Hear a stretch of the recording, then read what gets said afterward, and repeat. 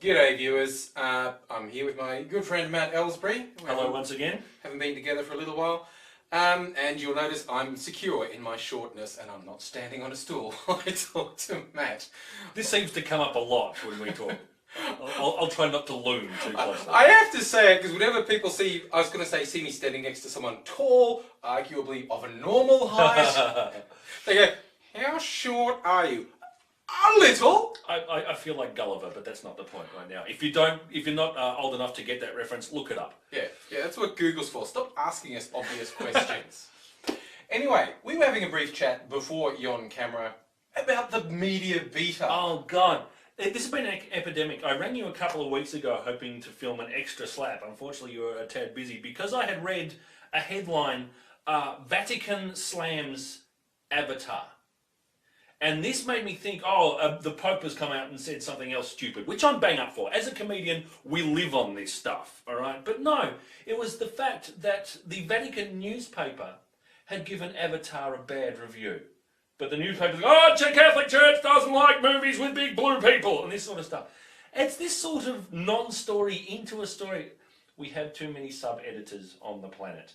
Yeah, and that's even mainstream media. Like one thing, all the little tabloid mags, the No Idea and the gossip mags, I can kind of understand that they completely fabricate their stories. But when someone wants to be serious media... Yeah, this was on news.com.au, by the way, one of the key sources of online news in Australia, run by News Limited, Rupert Murdoch and his evil tentacles across the planet. But this was trumped by an example today. There was, a few months ago, a New South Wales politician by the name of Belinda Neal. Basically, she's gotten known for losing her nut in a don't you know who I am sort of way. And I think anyone who doesn't know her is actually healthier in life for that. But the thing is, she apparently was told to go to counselling by Kevin Rudd, the Prime Minister. And we get the article today that she's saying she never went to anger management. Which is, of course, deeply shocking. Anyone knows that my feeling on, inappropriate outbursts of anger, not a good thing, kids, not big or clever, don't do it. The thing is, apparently she didn't go to anger management, but she went to counselling.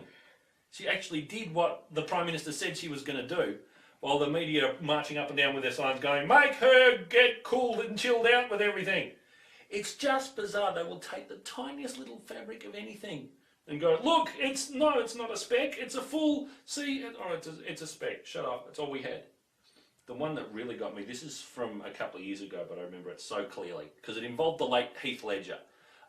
He was being interviewed by Oprah Winfrey about his relationship with Michelle Williams at the time. And I know there was a sub-editor somewhere giggling his ass off because he was uncomfortable with the questions about his relationship. The headline that they gave this article, Heath squirms as Oprah probes him. And you know the subbies going... Either that, you've got people with a very vivid visual imagination picturing Oprah with like the rubber glove and the lubricant going, now Heath, let's talk about that last trip to Thailand, shall we? I think that happens off camera. In the green room, sort of. Yeah, if you want to reach her viewership, there are certain things you have to put up with along the way. When Oprah says, Oprah gets. Oh dear, but it's just, there are enough actual stories out there. And look, there's going to be a quick edit here because I'm going to look something up because it fits in exactly and I can't remember it off the top of my head. Magic of editing! And we're back.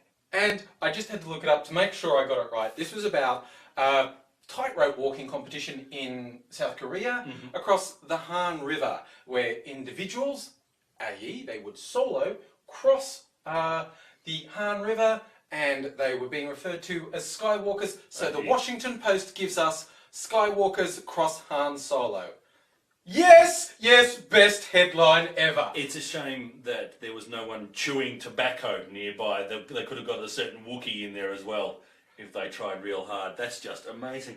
One of my favourites is also from, I believe, the 9msn.com website, where the headline was, Woman Finds Kidney in Newspaper.